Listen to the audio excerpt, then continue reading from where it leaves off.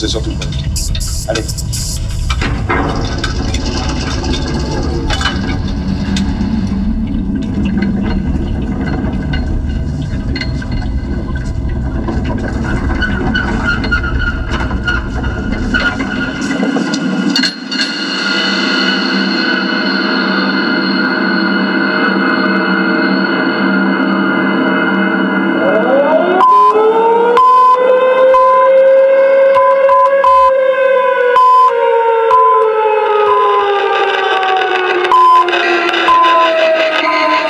Et ils ont frappé, malgré leurs paroles, malgré l'opinion du monde.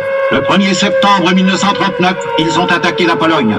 C'est là que l'Allemagne, dans sa première agression armée, a commencé la guerre, a commencé la mort, a commencé la misère qui devait prendre fin sur son propre sol. Le peuple polonais, qui a vu ses enfants mourir, ses villes détruites, ses hommes tués ou emmenés en captivité, le peuple polonais n'oubliera pas. Et l'Allemagne a commencé à payer la rançon. L'Angleterre et la France ont déclaré la guerre. Ce ne sont pas seulement les nations qui font la guerre, ce sont les peuples qui subissent la guerre, tels les peuples français et britanniques. Ce sont les peuples qui perdent leurs enfants, leur foyer, leur travail, l'espérance en l'avenir et en la paix de leurs vieux jours.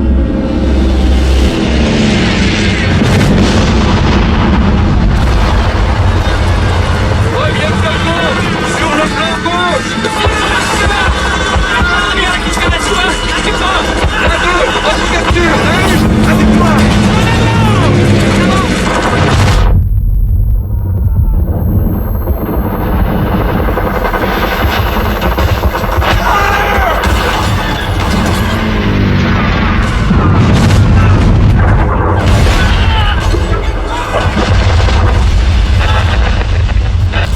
have been repaid many-fold, and the end is not yet.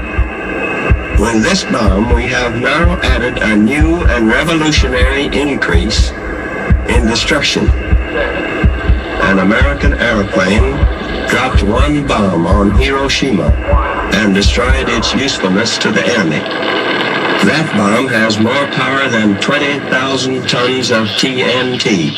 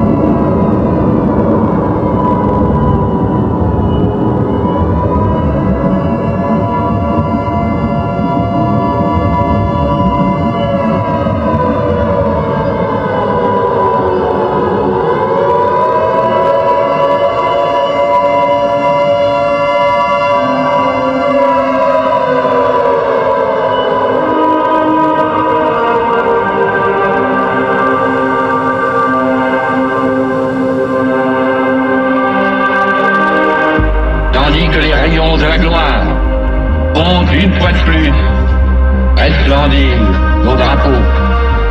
La patrie porte sa pensée et son amour, d'abord, vers ceux qui sont morts pour elle.